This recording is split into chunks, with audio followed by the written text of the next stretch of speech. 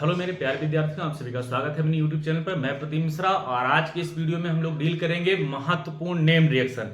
पूरी केमिस्ट्री में खासकर कार्बनिक रसायन में जो नेम रिएक्शंस होते हैं वो बहुत ही महत्वपूर्ण होते हैं बोर्ड परीक्षा की दृष्टि से, ठीक है ना।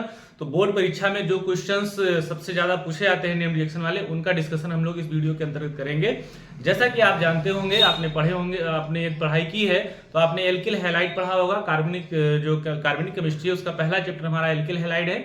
उस एल्किल हैलाइड, एरियल हैलाइड जिसको हम हेलो एल्केन हेलो एरिन भी कहते हैं, दूसरा होता है अल्कोहल फिनाल ईथर का, तीसरा चैप्टर हमारा एल्डिहाइड कीटोन एसिड का है, चौथा चैप्टर हमारा एमीन्स का है और पांचवा चैप्टर हमारा है बायोमॉलिक्यूल का, ठीक है ना। तो बायोमॉलिक्यूल में तो बहुत ज्यादा नेम रिएक्शन नहीं है, उसमें केवल हमें ग्लूकोज के कुछ रिएक्शंस याद रखने हैं। और जो रिएक्शंस, जो महत्वपूर्ण रिएक्शंस की जो एक सीरीज है वो भी जो है वीडियो उसके अपलोड होते रहेंगे। शाम तक उसका पुनः एक वीडियो अपलोड कर दिया जाएगा, उसको भी आप लोग देख लीजिएगा, नहीं तो कल मॉर्निंग में देख लीजिएगा कुछ महत्वपूर्ण रिएक्शंस। इसके साथ जो अकार्बनिक रसायन है, अकार्बनिक रिएक्शन में जैसे अपक्रिया की आणविकता में क्या अंतर होता है, कोलराउस नियम क्या है, फैराडे नियम क्या है, नेनर समीकरण क्या होता है और आदर्श विलयन क्या होता है, राउट्स नियम क्या है, ऐसे कुछ महत्वपूर्ण टॉपिक्स का जो है एक शॉर्ट वीडियो आपको अवेलेबल कराया जाएगा इस यूट्यूब चैनल पर, ठीक है ना।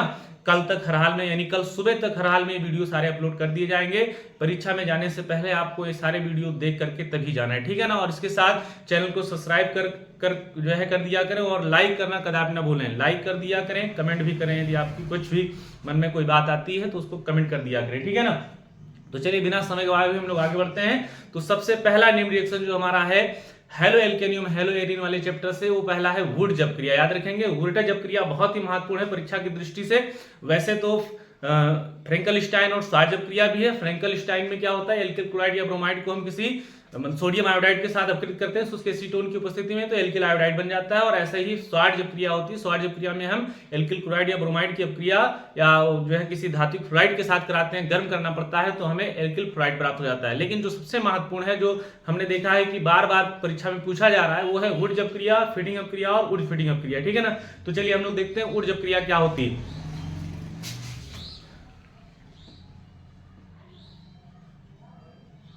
उल्ट जब क्रिया क्या है भाई,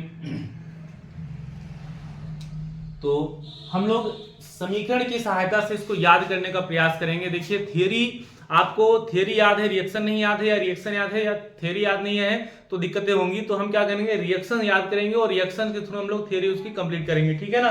तो क्या होता है एल्किल जो है वुड जब क्रिया क्या होती है, तो इसमें हम किसी एल्किल हैलाइड जैसे RX, एल्किल का मतलब होता है एल्किल समूह R और हैलाइड यानी X की जगह आप जानते हैं फ्लोरीन, क्लोरीन, ब्रोमीन या आयोडीन हो सकता है, कोई हेलोजन हो सकता है, जबकि R की जगह मेथिल, एथिल, प्रोपिल कुछ भी हो सकता है, ठीक है ना।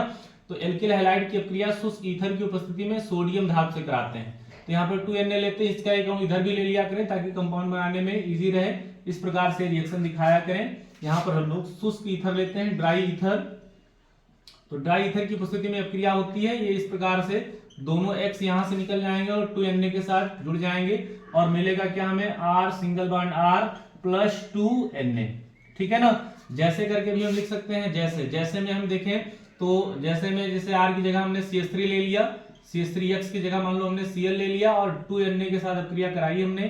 तो यहाँ पर भी सेम और वैसे ही रिपीट करेंगे, Cl CH3 और सेम कंडीशन, सेम परिस्थितियां हैं। तो यहाँ का Cl हट जाएगा ऐसे Na के साथ और ये CH3 आपस में जुड़ जाएंगे और हमें क्या मिलेगा, हाइड्रोकार्बन। अच्छा, जो हाइड्रोकार्बन मिल रहा है आप देखो, एल्किल हैलाइड जो है यहाँ पर मेथिल क्लोराइड कहलाएगा। मेथिल मतलब एक कार्बन का है यहाँ पर, लेकिन जो हमें हाइड्रोकार्बन मिल रहा है वो 2 कार्बन का एथेन प्राप्त हो रहा है। इसके साथ क्या मिल जा रहा है, यहाँ पर भी जो Na था ये X के साथ गया तो NH बना था, तो ऐसे यहाँ पर भी क्या बन जाएगा 2NaCl, क्योंकि X की जगह यहाँ पर क्या है Cl है, ठीक है ना।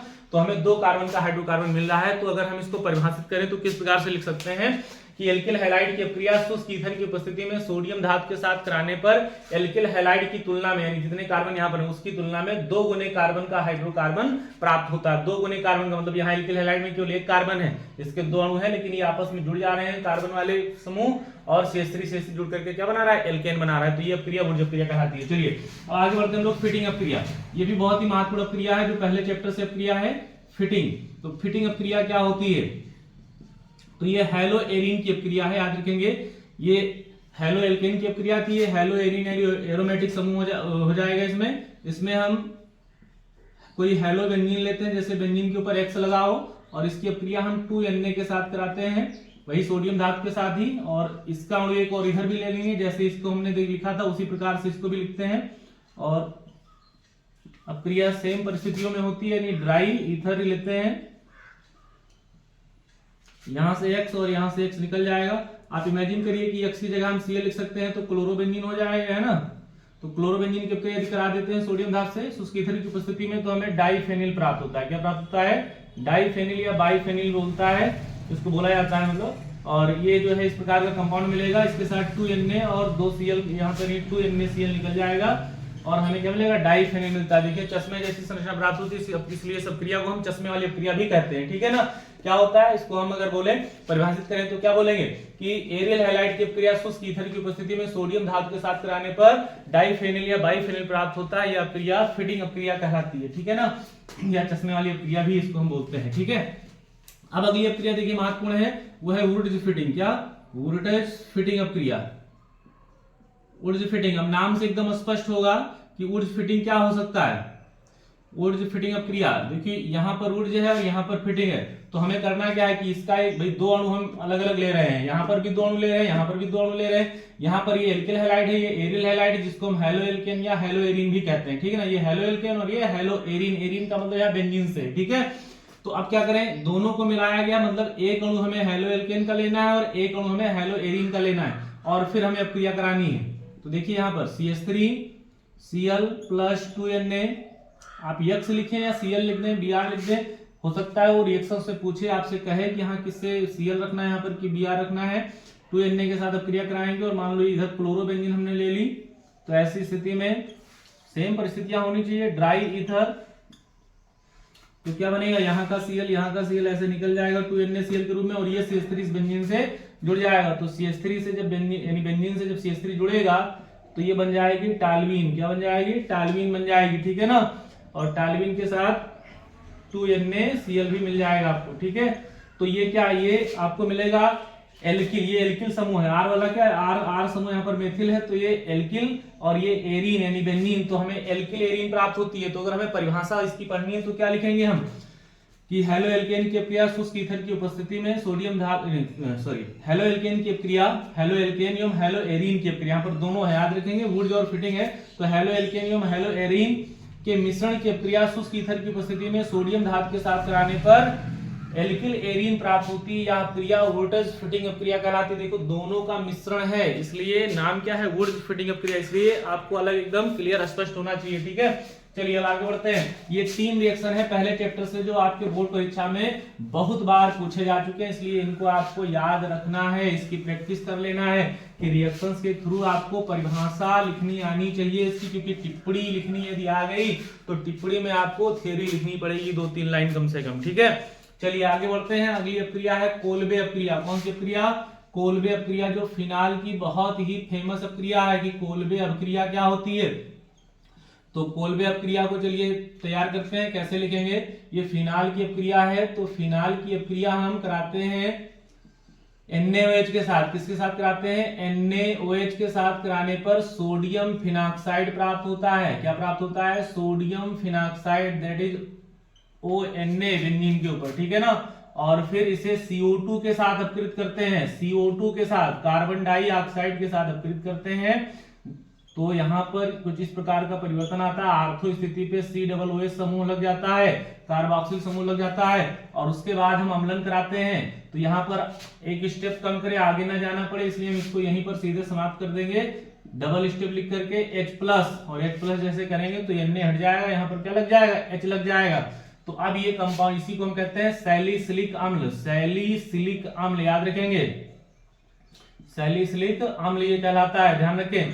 तो कोल्बे अपक्रिया का अंतिम उत्पाद क्या होता है? सैलिसिलिक अम्ल। इसी का नाम क्या होता है? आर्थो हाइड्रोक्सी बेंजोइक अम्ल, ठीक है। आर्थो हाइड्रोक्सी बेंजोइक अम्ल है ये, जिसे सैलिसिलिक अम्ल के नाम से जाना जाता है। अब परिभाषा अगर हमें इसकी पढ़नी हो तो क्या पढ़ेंगे बताइए। फिनाल की अपक्रिया सोडियम फिनॉक्साइड के साथ, फिनाल की अपक्रिया NaOH के साथ यानी सोडियम हाइड्रोक्साइड के साथ कराने पर सोडियम फिनॉक्साइड प्राप्त होता है, जिसे CO2 के साथ अपकृत करने के पश्चात अम्लन कराने पर, देखिए ज्यादा न लिखना पड़े इसके लिए ध्यान रखेंगे, CO2 के साथ अपकृत करने के पश्चात अम्लन कराने पर सैलिसिलिक अम्ल प्राप्त होता है। ठीक है, क्या बताया हमने कि फिनॉल की अपक्रिया NaOH के साथ कराने पर सोडियम फिनॉक्साइड प्राप्त होता है, जिसे CO2 के साथ अपकृत करने के पश्चात अम्लन कराने पर सैलिसिलिक अम्ल प्राप्त होता है। यह अपक्रिया कोल्बे अपक्रिया कहलाती है। ठीक है, चलिए आगे बढ़ते हैं स्टेप राइमर टीमन अपक्रिया। राइमर टीमन अपक्रिया क्या होती है?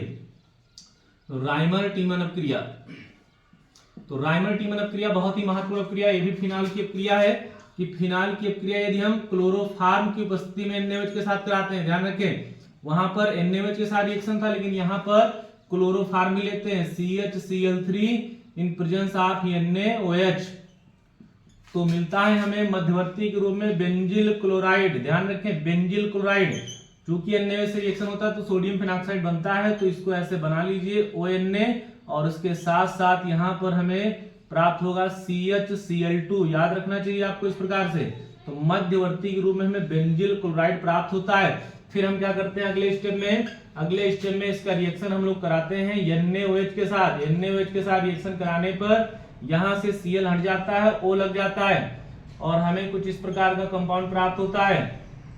ध्यान दीजिए सभी लोग, ये रिएक्शन आपको लिखना आना चाहिए हर हाल में। ठीक है, कोल्बे देखिए रिएक्शन भी पूछा जा सकता है, और ये अपक्रिया तो पूछी जाएगी। रिएक्शन कैसे पूछा जा सकता है कि कैसे प्राप्त करेंगे फिनाल से सैलिसल्डिहाइड, जैसे यहाँ पर क्या था फिनाल से सैलिसिलिक अम्ल, तो ये रिएक्शन में भी पूछा जा सकता है, टिप्पणी भी आ सकती है।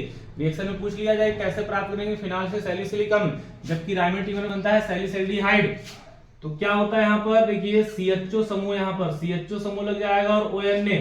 अब हमें क्या करना है? Na हटाना है, तो अम्लन कराएंगे। तो अम्लन कराने के लिए सेकंड स्टेप में हम क्या करा देंगे? H+ या H3O+ लिख सकते हैं। ठीक है ना, H3O+ भी लिखा जा सकता है। तो इस प्रकार से जब अम्लन करा देंगे तो Na यहाँ से हट जाएगा और यहाँ क्या लग जाएगा? H लग जाएगा। इस प्रकार से सैलिसल्डिहाइड प्राप्त होगा। ठीक है ना, तो क्या है राइमर टीमन अपक्रिया को यदि हमें परिभाषित करना है तो हम कैसे बोलेंगे इसको? ध्यान रखें, फिनॉल की अपक्रिया NaOH की उपस्थिति में क्लोरोफार्म के साथ कराने पर मध्यवर्ती के रूप में बेंजिल क्लोराइड प्राप्त होता है। मध्यवर्ती को बड़े ब्रैकेट के अंदर लिखा जाता है। ठीक है ना, और प्राप्त मध्यवर्ती की अपक्रिया NaOH के साथ कराने के पश्चात अम्लन कराने पर सैलिसल्डिहाइड प्राप्त होता है। एक बार पुनः ध्यान दें, फिनॉल की अपक्रिया NaOH की उपस्थिति में क्लोरोफार्म के साथ कराने पर मध्यवर्ती के रूप में बेंजिल क्लोराइड प्राप्त होता है, जिसे NaOH के साथ अपकृत करने के पश्चात अम्लन कराने पर सैलिसल्डिहाइड प्राप्त होता है। क्या? सैलिसल्डिहाइड, याद रखेंगे सैलिसल्डिहाइड।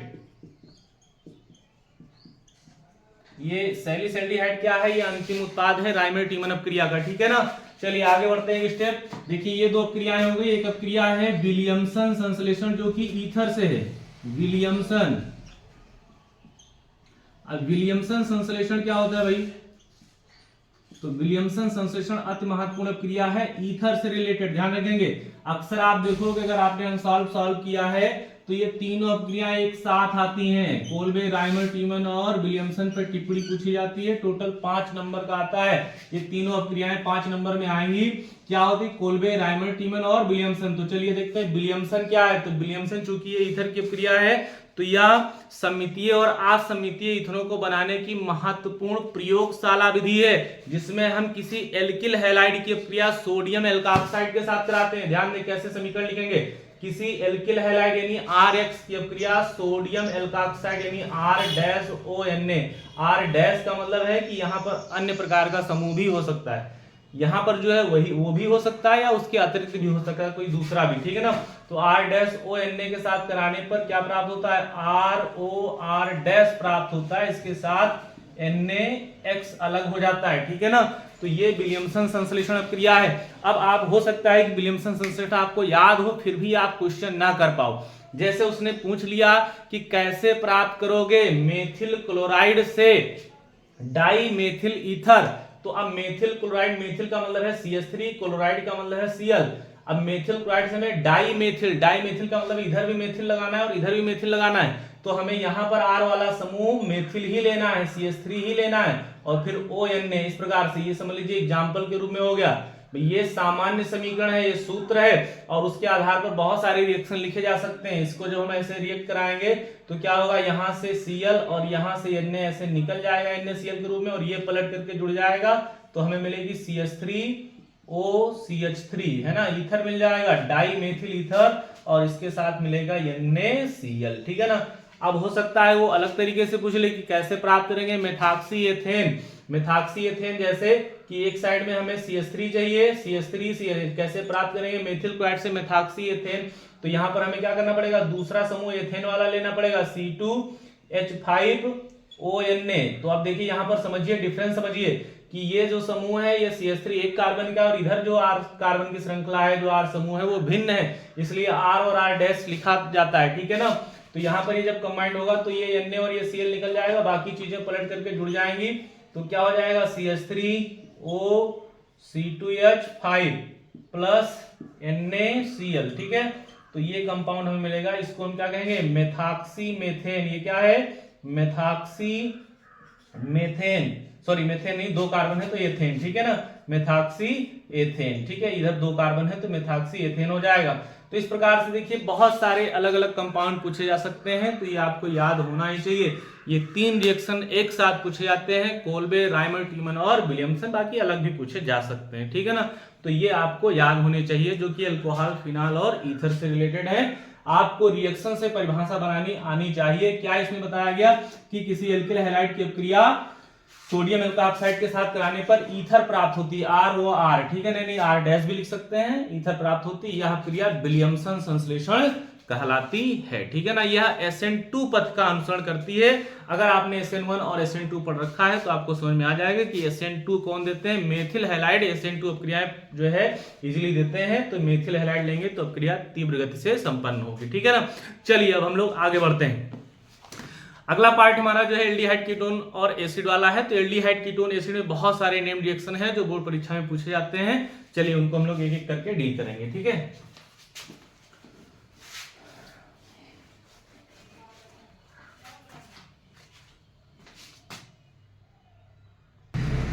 चलिए अगला रिएक्शन हमारा जो है वो है एल्डिहाइड कीटोन और एसिड वाले चैप्टर से।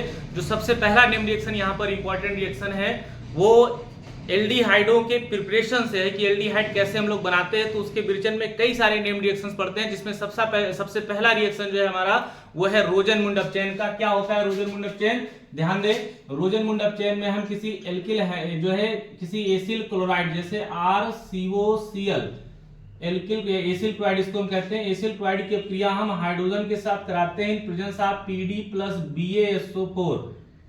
PD प्लस BaSO4 को हम लिडलर उत्प्रेरक कहते हैं। तो PD प्लस BaSO4 की उपस्थिति में हाइड्रोजन के साथ अपक्रिया कराते हैं तो RC डबल बॉन्ड O और यहाँ पर H लग जाता है और उसके साथ HCl बाहर हो जाता है, ठीक है ना। तो ये जो है ये क्या है, इसी को हम क्या कहेंगे RCHO, यानी ये एल्डिहाइड बनाने की विधि है। पहली अपक्रिया कौन सी है, रोजन-मुंड, याद रखेंगे ये रोजन-मुंड अपक्रिया है। तो रोजन-मुंड अपक्रिया बहुत ही महत्वपूर्ण है कि किसी एसिल क्लोराइड की अपक्रिया PD प्लस BaSO4 की उपस्थिति में हाइड्रोजन के साथ कराने पर एल्डिहाइड प्राप्त होता है, यह अपक्रिया रोजन-मुंड अपचयन कहलाती है। चलिए दूसरा रिएक्शन हम लोग बात करते हैं, दूसरे रिएक्शन के बारे में पढ़ते हैं, स्टीफैन अपक्रिया। कौन सी अपक्रिया, स्टीफैन अपक्रिया, बहुत ही महत्वपूर्ण अपक्रिया है स्टीफैन अपक्रिया। क्या होती है भाई स्टीफैन अपक्रिया, ये भी एल्डिहाइड के विरचन की विधि है। स्टीफैन में होता क्या है भाई, एल्किल नाइट्राइल, किसी एल्किल नाइट्राइल की अपक्रिया हम कराते हैं स्टेनस क्लोराइड से HCl की उपस्थिति में। इसको हम ऐसे भी लिख सकते हैं, ध्यान रखें, किसी नाइट्राइल की अपक्रिया हम SnCl2 से कराते हैं HCl की उपस्थिति में। क्या प्राप्त होता है, इमीन, यानी जो नाइट्राइल होते हैं वो इमीन में अपचयित हो जाते हैं। इमीन याद रखेंगे CH डबल बॉन्ड NH, इसको हम कहते हैं इमीन। ध्यान रखें ये क्या है, ये इमीन है। तो किसी नाइट्राइल की अपक्रिया SnCl2 प्लस HCl के साथ कराने पर नाइट्राइल इमीन में अपचयित हो जाते हैं, जिसका अम्लीय जल अपघटन कराने पर एल्डिहाइड प्राप्त होता है, RCHO प्राप्त होता है। ध्यान रखें यहाँ से डबल बॉन्ड ब्रेक कर जाता है, ऑक्सीजन इधर मिल जाएगा और जल का जल योजन होता है और इधर जो है आपका H2 यानी 2H यहाँ पे ऐड हो जाएंगे तो NH3 साइड में निकल जाती है, ठीक है ना। तो इस प्रकार से रिएक्शन पूर्ण होता है स्टीफैन अपक्रिया, ठीक है। चलिए आगे बढ़ते हैं हम लोग। अगला रिएक्शन स्टीफैन के बाद है जो बहुत ही महत्वपूर्ण है और एरोमेटिक रिएक्शन उसमें पड़ता है, वो है ईटार्ड अपक्रिया। बहुत बार पूछी जाती है ईटार्ड अपक्रिया क्या होती है भाई, ईटार्ड अपक्रिया। तीसरी अपक्रिया जो एल्डिहाइड कीटोन से वो है ईटार्ड अपक्रिया। अब ईटार्ड अपक्रिया क्या होती है इसको जरूर याद रखेंगे। इसका रिएक्शन अक्सर भूल जाते हैं बच्चे, ठीक है, तो इसका रिएक्शन भी आपको आना चाहिए कि टालवीन यानी मेथिल बेंजीन, इसको हम कह सकते हैं टालवीन। जब बेंजीन के ऊपर CH3 लगा दिया जाता है तो इसको टालवीन कहते हैं। टालवीन की अपक्रिया क्रोमिल क्लोराइड CrO2Cl2 से कराते हैं इन प्रेजेंस ऑफ CH2, तो क्या प्राप्त हो जाता है, एक भूरे रंग का क्रोमियम संकुल प्राप्त होता है। हमें यहां पर लगाएं या इस CH3 को यहां पर लगाते तो लिखने में थोड़ा इजी रहता है। ये CH3 यहां लिख दें तो ये इस प्रकार से, यहां से 2H हटा दो, 3H है, 2H हटा दो, एक CH लिखो, और यहां पर जो 2 O है एक O को इधर कर लो, ब्रैकेट में O फिर Cr, और चूंकि 2 O थे एक बाहर आ गया तो एक को ऐसे लिखेंगे, और जो 2H थे उसमें से एक H यहां लिख करके और फिर लिख दो आप Cl2 का होल ट्वाइस। तो ये एक भूरे रंग का क्रोमियम संकुल होता है, ध्यान रखेंगे, एक भूरे रंग का क्रोमियम संकुल मध्यवर्ती के रूप में प्राप्त होता है, जिसका अम्लीय जल अपघटन प्राप्त जो है कराने पर हमें बेंजल्डिहाइड प्राप्त होता है, एरोमेटिक एल्डिहाइड, बेंजल्डिहाइड। तो बेंजल्डिहाइड प्राप्त करने की ये विधि है, याद रखेंगे। ईटार्ड अपक्रिया क्या है, बेंजल्डिहाइड बनाने की एक विधि है, ठीक है। अगला रिएक्शन ईटार्ड के बाद जो महत्वपूर्ण रिएक्शन है वो है गाटरमैन अपक्रिया। कौन सी अपक्रिया, गाटरमैन अपक्रिया, बहुत ही महत्वपूर्ण अपक्रिया। बेंजीन या बेंजीन के व्युत्पन्न, यहां पर हम बेंजीन ले रहे हैं। बेंजीन की अपक्रिया यदि हम CO+ यानी carbon monoxide plus hydrogen chloride यानी HCl के साथ कराते हैं प्रेजेंस ऑफ निर्जल AlCl3, क्या, निर्जल AlCl3, जो क्या है एक प्रकार का लुईस अम्ल है। तो लुईस अम्ल की उपस्थिति में CO+ HCl से कराते हैं तो क्या प्राप्त होता है, बेंजल्डिहाइड। तो ये भी क्या है, बेंजल्डिहाइड बनाने की विधि है। अभी तक जितनी विधियां हमने यहाँ पर पढ़ी है वो सब क्या है, सब एल्डिहाइड बनाने की विधि है, और बेंजल्डिहाइड क्या है, एरोमेटिक एल्डिहाइड होता है, ठीक है ना। तो एल्डिहाइड बनाने की विधियों के अंतर्गत आता है। तो गाटरमैन, ये जो गाटरमैन काक अपक्रिया है, गाटरमैन याद रखेंगे इसको, गाटरमैन काक अपक्रिया। तो गाटरमैन काक अपक्रिया में क्या होता है, बेंजीन या बेंजीन के, याद रखेंगे, बेंजीन या बेंजीन के व्युत्पन्न की अपक्रिया निर्जल AlCl3 की उपस्थिति में CO+ HCl, आप डिटेल में लिखना चाहते हैं तो अलग से बोल सकते हो, carbon monoxide plus hydrogen chloride के साथ कराने पर बेंजल्डिहाइड प्राप्त होता है। यह अपक्रिया गाटरमैन काक अपक्रिया कहलाती है। आपको रिएक्शंस के थ्रू परिभाषा लिखनी अवश्य आनी चाहिए ताकि केवल और केवल रिएक्शन रटना पड़े, और इससे बेनिफिट ये है कि हम इससे वो वाले क्वेश्चन भी सॉल्व कर सकते हैं जिसमें पूछा जाता है क्या होता है या कैसे प्राप्त करेंगे। जैसे पूछ लिया कि क्या होता है बेंजीन, जब बेंजीन की अपक्रिया निर्जल AlCl3 की उपस्थिति में CO+ HCl से कराते हैं तो बेंजल्डिहाइड प्राप्त होता है, ठीक है ना। तो ये रिएक्शंस जरूर आना चाहिए, क्योंकि जब इस प्रकार के क्वेश्चन पूछे जाएंगे तो उसमें केवल समीकरण आता है कि केवल समीकरण दीजिए, तो समीकरण अवश्य याद होने चाहिए। और यदि तुम समीकरण बनाना सीख गए, तुम समीकरण लिख लेते हो तो इससे परिभाषा तो निकाल ही ले जाओगे, ठीक है ना। क्या है भाई, इसको अगर हमें इसको परिभाषित करना हो या इसको परिभाषित करना हो तो क्या करना है, जैसे मान लो ईटार्ड अपक्रिया को परिभाषित करना है तो क्या बोलेंगे कि टालवीन की अपक्रिया CH2 की उपस्थिति में क्रोमिल क्लोराइड CrO2Cl2 को क्रोमिल क्लोराइड कहते हैं, यहां पर लिख लिया करो यदि नहीं पता है तो।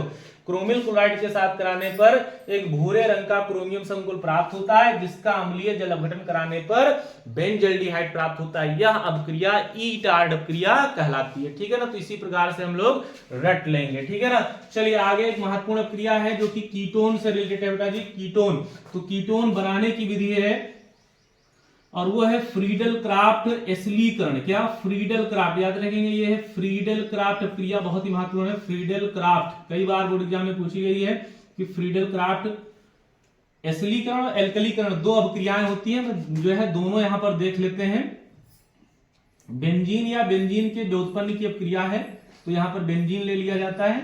बेंजीन की अपक्रिया हम करा रहे हैं निर्जल AlCl3 की उपस्थिति में, यानी लुईस अम्ल, निर्जल AlCl3 की उपस्थिति में अपक्रिया कराई जा रही है।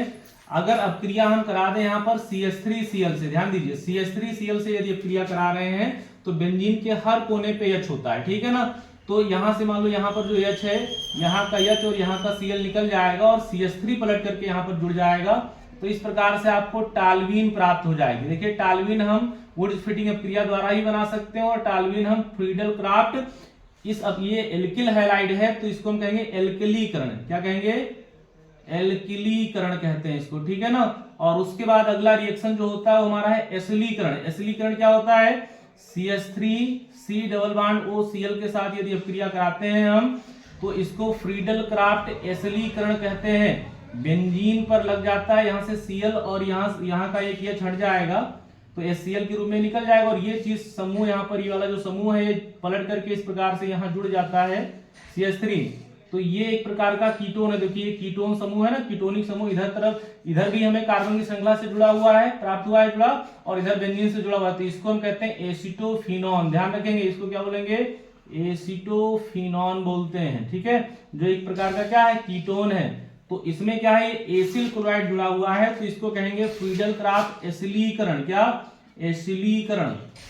तो दो अपक्रियाएं हो गई, एक फ्रीडल क्राफ्ट एल्कलीकरण और एक हो गया फ्रीडल क्राफ्ट एसिलीकरण। एसिलीकरण में क्या प्राप्त होता है? कीटोन एस्टोफिनॉन। और एल्कलीकरण में क्या प्राप्त होता है? इसमें हमें टालवीन प्राप्त होती है, यानी एल्किल एरीन प्राप्त होती है। ठीक है ना। तो इस प्रकार से ये कुछ नेम रिएक्शंस हो गए जो एल्डिहाइड और कीटोन से रिलेटेड थे। ठीक है ना। इससे पहले हमने एल्किल हैलाइड और एरियल हैलाइड वाले चैप्टर में 2-3 अपक्रियाएं पढ़ी हैं, वुड्स फिटिंग, फिर हमने पढ़ा कोल्बे, राइमर, टीमन, विलियमसन, और फिर ये नेम रिएक्शन आए। यहाँ पर 5 नेम रिएक्शन आपको बताए गए: रोजनमुंड, स्टीफेन, ईटार्ड, गाटरमैन का अपक्रिया और फ्रीडल क्राफ्ट अपक्रिया, जो कि महत्वपूर्ण रिएक्शंस हैं। ठीक है ना। चलिए अब आगे हम लोग बात करते हैं इसके कुछ और भी रिएक्शंस की बात करते हैं, जिसमें एल्डिहाइड और कीटोन की अब ये बनाने की विधियां तो समाप्त हो गई, जिसमें एल्डिहाइड बनाते हैं। ये जितने नेम रिएक्शन थे इनमें सभी में एल्डिहाइड या कीटोन बन रहे हैं।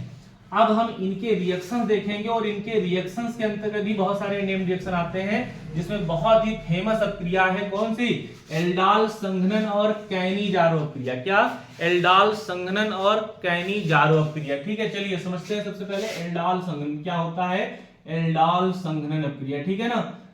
एल्डाल संघनन, तो एल्डाल संघनन अपक्रिया क्या होती है भाई? कि ऐसे एल्डिहाइड या कीटोन जिनमें अल्फा हाइड्रोजन उपस्थित होता है, जैसे आप देखिए यहाँ पर CH3CHO जिस कार्बन से जुड़ा होता है उस कार्बन को अल्फा कार्बन कहते हैं, और अल्फा कार्बन ये है और इससे 3 हाइड्रोजन जुड़े हैं तो ये अल्फा हाइड्रोजन कहलाएगा। ठीक है ना। तो ये अल्फा हाइड्रोजन युक्त एल्डिहाइड है, तो इसके 2 अणु हमें लेने पड़ेंगे इस प्रकार से CH3CHO। ठीक है ना। यहाँ का HO हमें कुछ इस प्रकार से लिखना है, ध्यान दीजिए, H और डबल बॉन्ड हो। इस रिएक्शन को समझ लीजिएगा, नहीं तो समीकरण नहीं लिख पाओगे।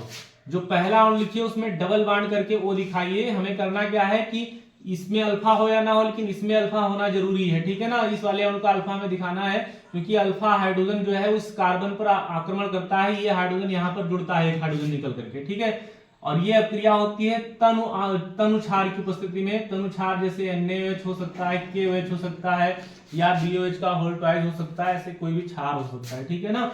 तो यहाँ पर जब ये इस प्रकार से संयोजित होगा तो उत्पाद क्या बनेगा? ध्यान दीजिए, CH3CH, और जो O है ध्यान दीजिए यहाँ पर इस कार्बन से नहीं, सॉरी, ये H जो है ये इस ऑक्सीजन पर आक्रमण करेगा। तो ये जो ऑक्सीजन को हम ऊपर दिखा दे रहे हैं, इसका ऑक्सीजन का एक हाथ यहाँ से टूट गया, ये कार्बन वाला, और ये हाथ इधर आगे खाली रह गया। इससे H जुड़ जाएगा, तो H जुड़ेगा यहाँ से, जो अल्फा हाइड्रोजन है, ये हाइड्रोजन जब यहाँ पर जुड़ेगा H, तो ये OH हो जाएगा, और इससे जो हाथ खाली हुआ और यहाँ का एक H जब निकल जाएगा तो इसका भी एक हाथ खाली होगा, तो ये हाथ इससे जुड़ जाएगा, तो एक H निकल गया तो CH2 बचेगा यहाँ पर। तो CH2 को ऐसे जोड़ देंगे और आगे क्या है? CHO। ये CHO इस कार्बन जुड़ा तो ये अल्फा, और ये बगल वाला क्या कहलाएगा? बीटा। तो ये क्या? बीटा पर लगा हुआ है हाइड्रोक्सिल समूह, तो इसको बोलेंगे बीटा हाइड्रोक्सी एल्डिहाइड। क्या? Beta hydroxy aldehyde. ठीक है। तो बीटा हाइड्रोक्सी एल्डिहाइड को ही हम क्या बोलते हैं? एल्डाल कहते हैं। क्या कहते हैं? एल्डाल कहते हैं। और जब इसको गर्म करते हैं तो गर्म करने पर यहां से OH और यहाँ का एक H निकल जाता है। ध्यान दीजिए, यहाँ का एक H, 2 H है तो यहाँ का H और वहां से OH, तो माइनस हो जाएगा, H2O जल निकल जाएगा, और जो अणु है वो संघनित हो जाएगा, छोटा हो जाएगा। तो यहाँ और यहाँ पर इस कार्बन का ये हाथ खाली हो जाएगा, तो यहाँ का भी एक हाथ खाली होगा, तो इसके बीच में डबल बॉन्ड बन जाएगा। तो हमें कंपाउंड क्या मिलेगा? CH3CH double bond CH single bond CHO। ठीक है ना। तो इस प्रकार का उत्पाद मिलता है। इसमें देखिए ये अल्फा और बीटा के बीच में असंतृप्तता है, यानी डबल बॉन्ड उपस्थित है, तो हम कहेंगे कि अल्फा बीटा असंतृप्त कार्बोनिल यौगिक मतलब एल्डिहाइड या कीटोन प्राप्त होता है। तो अगर हमें इसको परिभाषित करना है तो कैसे लिखेंगे कि ऐसे एल्डिहाइड या कीटोन जिनके पास अल्फा हाइड्रोजन उपस्थित होता है वह तनु क्षार की उपस्थिति में बीटा हाइड्रोक्सी एल्डिहाइड, क्या बीटा हाइड्रोक्सी एल्डिहाइड यानी एल्डाल बनाते हैं। यह अपक्रिया एल्डाल अपक्रिया कहलाती है। लेकिन एल्डाल अपक्रिया आई तब तो यहां तक लिखना है, लेकिन एल्डाल संघनन पूछा गया अगर तो होता क्या है कि प्राप्त, उसमें थोड़ा और बढ़ा देना है कि प्राप्त एल्डाल को गर्म करने पर जल निकल जाता है और अल्फा बीटा असंतृप्त कार्बोनिल यौगिक प्राप्त होता है। यह अपक्रिया एल्डाल अपक्रिया कहलाती है। ठीक है ना, यह अपक्रिया एल्डाल अपक्रिया कहलाती है। तो इसकी परिभाषा आपको याद रखना। इसका रिएक्शन बहुत महत्वपूर्ण है क्योंकि ये बहुत बार क्या होता है या कैसे प्राप्त करेंगे में आता है। क्या होता है, कई बार पूछा गया है कि क्या होता है जब एल्डिहाइड, जिसमें एसिटेल्डिहाइड का नाम बहुत बार दिया गया है कि एसिटेल्डिहाइड की अपक्रिया तनु NaOH के साथ होती है या तनु KOH के साथ होती है। तो ये रिएक्शन बहुत ही महत्वपूर्ण है क्योंकि यहां पर बहुत ही सिंपल सी बात नहीं है, थोड़ा सा इसमें ट्विस्ट है। तो इस ट्विस्ट को जरूर समझ लीजिएगा कि कंपाउंड कैसे बनाएंगे हम लोग। ठीक है ना। चलिए अगली अपक्रिया जो बहुत ही महत्वपूर्ण अपक्रिया है वो है कैनी-जारो अपक्रिया। कौन सी अपक्रिया? कैनी-जारो अपक्रिया। ठीक है, तो कैनी-जारो अपक्रिया इसकी एकदम उल्टी अपक्रिया है। यहां पर अल्फा हाइड्रोजन होने चाहिए और एल्डिहाइड और कीटोन दोनों देते थे, लेकिन जो कैनी-जारो अपक्रिया है वो केवल और केवल एल्डिहाइड देते हैं और ऐसे एल्डिहाइड देते हैं जिनके पास अल्फा हाइड्रोजन नहीं होता है। तो ऐसे एल्डिहाइड या ऐसे एल्डिहाइड जिनके पास अल्फा हाइड्रोजन नहीं होता है वह सांद्र NaOH की उपस्थिति में, ध्यान रखें सांद्र क्षार हो, कोई NaOH हो या KOH हो, सांद्र NaOH या KOH की उपस्थिति में असमानुपातन अपक्रिया प्रदर्शित करते हैं जिसमें एल्डिहाइड का एक अणु कार्बोक्सिलिक अम्ल के सोडियम या पोटेशियम लवण में ऑक्सीकृत होता है जबकि दूसरा अणु एल्कोहल में अपचयित होता है। कैसे लिखेंगे इस रिएक्शन को, आओ देखते हैं यहां पर। ठीक है ना, जैसे कोई ऐसा एल्डिहाइड लेते हैं जिसके पास अल्फा हाइड्रोजन ना हो, तो दो ही एग्जाम्पल यहां पर है जनरली जो दिए जाते हैं, हो तो और भी सकते हैं लेकिन हमें दो ही एग्जाम्पल अक्सर यहां पर देने होते हैं, या तो फॉर्मेल्डिहाइड का HCHO और या तो हम लिखेंगे बेंजल्डिहाइड का। बेंजल्डिहाइड में भी जो है अल्फा हाइड्रोजन उपस्थित नहीं होता है क्योंकि बेंजीन में हर कोने पे H होता है और जब यहाँ पर लग गया CHO तो यहाँ का ये छट गया तभी CHO लगा और इस कार्बन के पास कोई भी अल्फा हाइड्रोजन नहीं है। तो अगर इसको हम अपकृत करें किसके साथ, सांद्र NaOH के साथ, सांद्र NaOH। अब NaOH या KOH ले लेते हैं तो NaOH तो यहाँ पर दो अणु लेने पड़ेंगे, ये कन्वर्ट हो जाएगा सोडियम सॉल्ट में यानी 2HCOONA यानी कार्बोक्सिलिक अम्ल के सोडियम सॉल्ट में ऑक्सीकृत होगा और जबकि जो दूसरा अणु होगा वो एल्कोहल। अब भाई इसमें कितने कार्बन थे, केवल एक कार्बन था तो एक कार्बन का एल्कोहल बनेगा CH3OH that is methyl alcohol. ठीक है ना। तो इस प्रकार से इससे क्वेश्चन कैसे प्राप्त करेंगे, मेथेनल, इसको हम एल्डिहाइड है तो एल्डिहाइड का आईपीएससी नाम एक कार्बन का है तो मेथेनल कैसे प्राप्त करेंगे, मेथेनल से मेथेनॉल यानी एल्कोहल। तो ये रिएक्शन उपयोगी है। ठीक है, इसके साथ अगर हम फॉर्मेल्डिहाइड के अतिरिक्त बेंजल्डिहाइड ले लेते हैं तो इसके भी दो अणु लेने पड़ेंगे और असमानुपातन अपक्रिया ये शो करेंगे, प्रदर्शित करेंगे। तो सांद्र KOH ले लेते हैं यहाँ पर, तो सांद्र KOH की उपस्थिति में यदि हम गर्म करते हैं तो क्या बन जाएगा, यहाँ पर कार्बोक्सिलिक अम्ल का यहाँ पर KOH लिया है तो पोटेशियम सॉल्ट बनेगा। तो ये बेंजोइक अम्ल होता है लेकिन बेंजोइक अम्ल का चूंकि ये सॉल्ट बनना है तो ये छट जाएगा, यहाँ K लग जाएगा। ठीक है ना। तो क्या प्राप्त होगा आपको, पोटेशियम बेंजोएट। क्या बोलेंगे इसको हम, पोटेशियम बेंजोएट। यहां पर इसको क्या बोलेंगे, ये जो है फॉर्मेल्डिहाइड था और ये क्या हो जाएगा, सोडियम फॉर्मेट, फॉर्मिक अम्ल से। ठीक है, सोडियम फॉर्मेट हो जाएगा, ध्यान रखेंगे। ठीक है, इसके साथ एल्कोहल भी बनेगा तो एल्कोहल क्या बनेगा बताइए, यहां पर OH लगा दें तो एल्कोहल हो जाएगा। तो ध्यान दें अक्सर बच्चे ये गलती करते हैं, यहाँ OH नहीं लगेगा, यहाँ का कार्बन नहीं गायब हुआ है, कार्बन रहेगा। तो ये कार्बन है तो यहाँ पे OH ना लगा करके CH2OH लगाएंगे यानी बेंजिल एल्कोहल प्राप्त करेंगे। क्या, बेंजिल एल्कोहल प्राप्त करेंगे, बेंजीन के ऊपर CH2OH तो ये हो जाएगा बेंजिल एल्कोहल। ठीक है ना। तो ये है कैनी-जारो अपक्रिया जो कि बहुत ही महत्वपूर्ण अपक्रिया है, अवश्य याद होनी चाहिए। ठीक है ना। तो एल्डाल कैनी-जारो। अच्छा, क्रॉस एल्डाल भी पूछ लेता है, क्रॉस एल्डाल या क्रॉस कैनी-जारो। तो जब दो भिन्न प्रकार के एल्डिहाइड या कीटोन या एल्डिहाइड और कीटोनों का मिश्रण लिया जाए और एल्डाल संघनन कराया जाए तो उस अपक्रिया को क्रॉस एल्डाल संघनन कहते हैं। यदि दोनों अणुओं के पास अल्फा होगा तो कुल 4 प्रकार के उत्पाद मिलेंगे और केवल एक के पास अल्फा अणु होगा, अल्फा हाइड्रोजन होगा, तो ऐसी स्थिति में केवल 2 प्रकार के उत्पाद मिलते हैं। ऐसे ही कभी कभी क्रॉस कैनी-जारो अपक्रिया पूछी जाती है। तो जब दो भिन्न प्रकार के एल्डिहाइडों के मध्य, ऐसे एल्डिहाइड जिनके पास अल्फा हाइड्रोजन ना हो और उनके मध्य कैनी-जारो अपक्रिया कराई जाती है तो उसको क्रॉस कैनी-जारो अपक्रिया कहते हैं। जैसे देखो यहाँ फॉर्मेल्डिहाइड था, यहाँ बेंजोल्डिहाइड है, लेकिन एक अणु इसका और एक अणु इसका ले लिया जाए, जैसे वुड और फिटिंग में था ना, एक एक अणु लेते हैं, ऐसे यदि इसके अणु और इसके अणु की अपक्रिया करा देते हैं तो उसे क्रॉस एल्डाल संघनन कहते हैं। ध्यान रखेंगे, क्रॉस कैनिजारो क्रिया कहेंगे। जैसे HCHO और इसके साथ हम क्या ले लें, बेंजल्डिहाइड ले लेते हैं CHO। ठीक है, तो अगर हमने इस प्रकार का रिएक्शन कराया सांद्र NaOH की उपस्थिति में, सेम कंडीशन रहती है, सांद्र NaOH यानी कैनिजारो में सांद्र रहता है और एल्डाल में तनु रहता है। तो ऐसी स्थिति में बनेगा क्या, इसका एसिड बनेगा, जो यहाँ पर फॉर्मेल्डिहाइड है उसका एसिड बनेगा, एसिड का सॉल्ट यानी HCOONA, क्योंकि Na लिया था NaOH, और इसके साथ दूसरे का बनेगा अल्कोहल। ये अपक्रिया क्रॉस कैनिजारो अपक्रिया है, आपको पता होना चाहिए। ठीक है ना, तो ये क्रॉस कैनिजारो अपक्रिया का प्रोडक्ट है। क्रॉस एल्डाल आपने पढ़ा होगा, एनसीईआरटी में दे रखा, लेकिन क्रॉस कैनिजारो अपक्रिया ये एनसीईआरटी में नहीं दी हुई है, लेकिन क्वेश्चन इस पर आए हुए हैं, आपको अवश्य याद रखना है। ठीक है ना, ये इंपॉर्टेंट अपक्रिया है।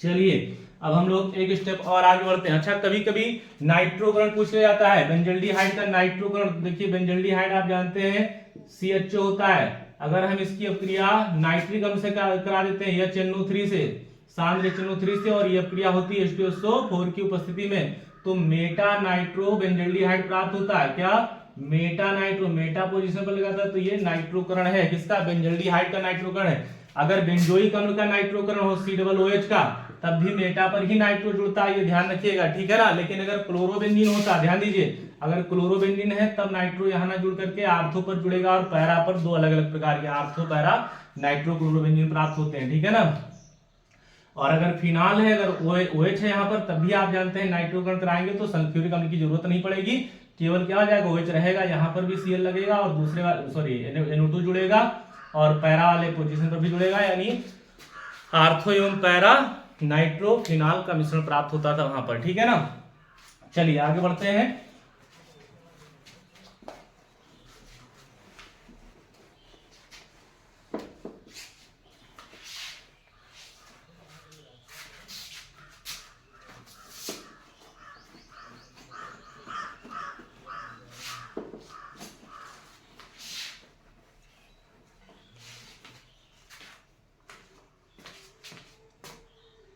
चलिए अगली अपक्रिया जो है, जो एल्डिहाइड और कीटोन से रिलेटेड है, वो है क्लीमेंसन और वुल्फ-किश्नर अपचयन। चलिए देखते हैं क्लीमेंसन अपचयन क्या होता है। कोई भी कार्बोनिल यौगिक है, जैसे चाहे एल्डिहाइड हो चाहे कीटोन हो, किसी कार्बोनिल यौगिक की अपक्रिया यदि हम करा देते हैं जिंक अमलगम की उपस्थिति में HCl यानी हाइड्रोक्लोरिक अम्ल के साथ कराते हैं तो हाइड्रोकार्बन प्राप्त हो जाता है, हाइड्रोकार्बन प्राप्त होता है। यह अपक्रिया क्लीमेंसन अपचयन कहलाती है।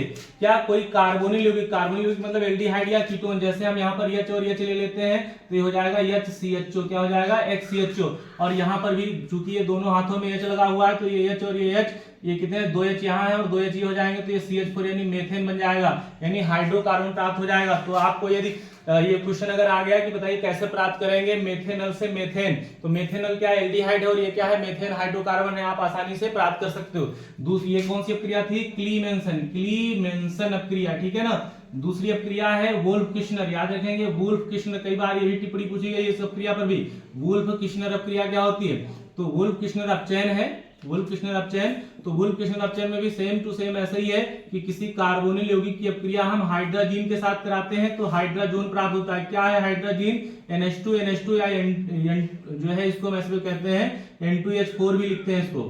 ठीक है ना, इसको अगर हम लिखें तो N2H4 भी लिखा जा सकता है। होता क्या है कि इसकी अपक्रिया कराएंगे तो यहाँ से 2H हट जाएंगे और ये कुछ कंपाउंड इस प्रकार का मिलता है, डबल बॉन्ड N, और इसके साथ यहाँ पर NH2, इसको हाइड्राजोन बोलते हैं। क्या कहते हैं, हाइड्राजोन। और हाइड्राजोन जब प्राप्त हो जाता है तो इसे उच्च क्वथनांक वाले विलायक जैसे एथिलीन ग्लाइकॉल की उपस्थिति में KOH के साथ गर्म करते हैं। एथिलीन ग्लाइकॉल, याद रखेंगे ये उच्च क्वथनांक वाला विलायक है, तो एथिलीन ग्लाइकॉल की उपस्थिति में KOH के साथ गर्म करते हैं किसको, हाइड्राजोन को, तो हमें हाइड्रोकार्बन प्राप्त हो जाता है। ध्यान दें, यहाँ से बॉन्ड टूट जाता है, 2H इसको मिलते हैं, यहाँ से बॉन्ड टूटेगा ये वाला डबल बॉन्ड और 2H मिल जाएंगे, तो यहाँ मिल जाएगा हाइड्रोकार्बन बनेगा, और इसके साथ साथ यहाँ से N2 निकल जाती है, क्या निकलती है, N2 निकल जाती है, ठीक है ना, नाइट्रोजन गैस निकल जाती है, तो हाइड्रोकार्बन प्राप्त हो जाता है। ऐसे यहाँ पर भी हम कुछ भी लिख सकते हैं, एल्डी कोई भी कार्बन, चाहे एल्डिहाइड हो चाहे कीटोन हो। जैसे मान लो इधर कीटोन हमने ले लिया, ऊपर एल्डिहाइड लिया था, तो कीटोन के लिए जैसे एसीटोन हमने CH3 ले लिया, तो यहाँ पर भी क्या रहेगा CH3, यहाँ पर भी क्या हो जाएगा CH3 हो जाएगा। तो हमारे उत्पाद क्या मिलेगा, देखिए अगर इसको हम सीधे सीधे लिखें तो CH3 फिर CH2 और फिर सिंगल बॉन्ड CH3, तो ये क्या हो गया, ये हो गया 3 कार्बन का, यानी प्रोप और सब एकल बंधुआ जुड़े हैं, तो ये तो प्रोपेन प्राप्त हो जाता है, ठीक है ना। तो हम एसीटोन्स कैसे प्राप्त करेंगे, एसीटोन से जो है प्रोपेन, तो ये विधि हम उपयोग कर सकते हैं। इस अपक्रिया का नाम क्या है, वुल्फ-किश्नर अपचयन क्यों, क्योंकि एल्डिहाइड को वापस कहां ला रहे हैं हम लोग, हाइड्रोकार्बन की ओर ला रहे हैं, ठीक है ना।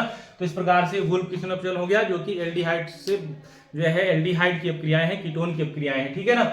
चलिए अब आगे हम लोग बढ़ते हैं, एल्डिहाइड, कीटोन, और अगला पार्ट हमारा बनता है एसिड। एसिड में 3 नेम रिएक्शन है जो कि बहुत ही महत्वपूर्ण है, एस्टरीकरण अपक्रिया, वी कार्बोक्सिलेन अपक्रिया और लास्ट है HBZ अपक्रिया।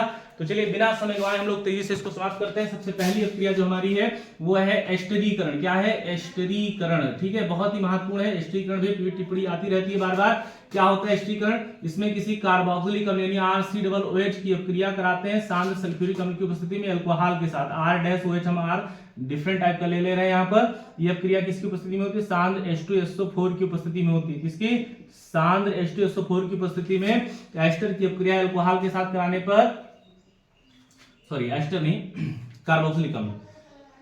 पुनः एक बार परिभाषित इसको कर लेंगे, कैसे पढ़ेंगे इसको।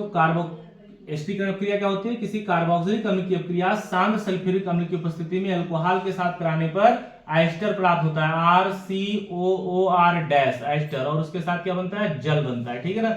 यह एक उत्क्रमणीय अपक्रिया होती है, भी ध्यान रखेंगे, ठीक है ना। तो यह अपक्रिया क्या कहलाएगी, एस्टरीकरण। पुनः एक बार परिभाषा देख लें, कार्बोक्सिलिक अम्ल की अपक्रिया सांद्र सल्फ्यूरिक अम्ल की उपस्थिति में अल्कोहल के साथ कराने पर एस्टर एवं जल प्राप्त होता है, यह अपक्रिया एस्टरीकरण अपक्रिया कहलाती है, ठीक है। चलिए अगली अपक्रिया जो इसकी महत्वपूर्ण है वो है वी कार्बोक्सिलन। क्या, वी कार्बोक्सिलन। वैसे आपको वी कार्बोक्सिलन याद रखना है, वी कार्बोक्सिलन का मतलब क्या है, कार्बन डाइऑक्साइड का निकल जाना वी कार्बोक्सिलन कहलाता है, ठीक है ना। तो परिभाषा इसकी हम लोग देखेंगे, किसी कार्बोक्सिलिक अम्ल के सोडियम लवण, जैसे यहाँ पर हमने कोई कार्बोक्सिलिक अम्ल, क्या मतलब ये RCOOH, और सोडियम लवण मतलब Na, ठीक है ना। तो किसी कार्बोक्सिलिक अम्ल के सोडियम लवण को सोडा लाइम के साथ गर्म करने पर, अब सोडा लाइम क्या होता है भाई, NaOH प्लस CaO, यानी कास्टिक सोडा और चूने के मिश्रण को, यानी 3:1 के अनुपात में ये मिश्रण होता है, 3 भाग NaOH और 1 भाग चूना, इसको लेते हैं, इसी को कहते हैं जो है सोडा लाइम।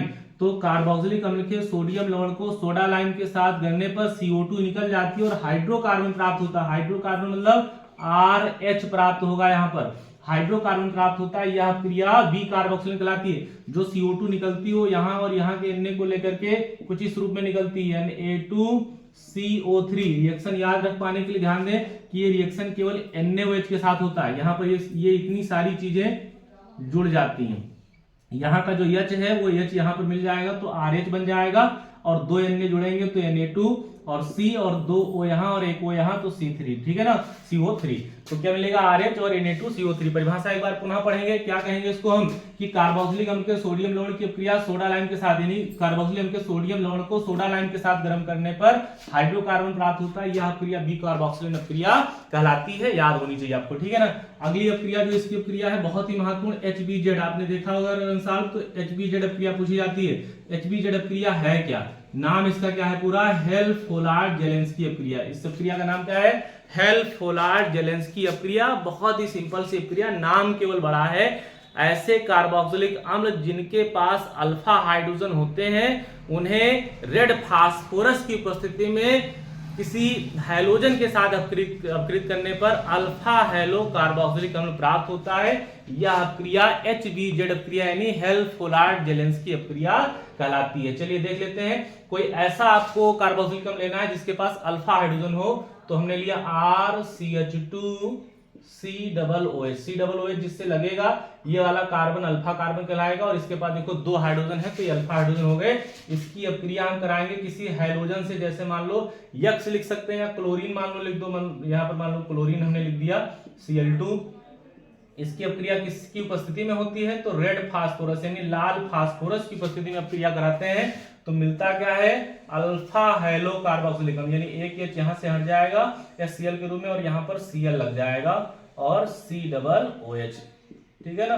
तो ये क्या अल्फा हेलो यक्स है तो हेलो, Cl है तो क्लोरो भी बोल सकते हैं, ठीक है ना। कार्बोक्सिलिक अम्ल प्राप्त होता है। यह अपक्रिया HVZ अपक्रिया यानी हेल्फोलाट-जेलेंस्की अपक्रिया कहलाती है, ठीक है ना। तो चलिए इस वीडियो हम लोग इतना डील करेंगे। अगला वीडियो आएगा बहुत ही कम से कम समय का रहेगा, ज्यादा से ज्यादा 15 से 20 मिनट का, जिसमें सभी एमीन के नेम रिएक्शन जैसे कि बहुत ही बहुप्रतीक्षित रिएक्शंस हैं वो, जैसे हाफमैन ब्रोमाइड निम्नीकरण अपक्रिया, राइम और कार्बिल एमीन अपक्रिया हो गया, स्मिड अपक्रिया होगी। ऐसे कुछ अपक्रियाएं हैं जो एमीन से रिलेटेड हैं, वो अगले वीडियो में आपको उपलब्ध कराई जाएंगी। इस वीडियो में इतना ही। देखिए चैनल को सब्सक्राइब जरूर कर लीजिए और इसके साथ लाइक कर दिया कीजिए, और जो है अपने जो भी हित मित्र हैं, जो अपने आपके सहपाठी, उनको इस चैनल को जो है शेयर जरूर करिए, ठीक है ना, ताकि प्रोत्साहन मिल सके और वीडियो और ज्यादा बनाए जा सके, ठीक है। चलिए धन्यवाद।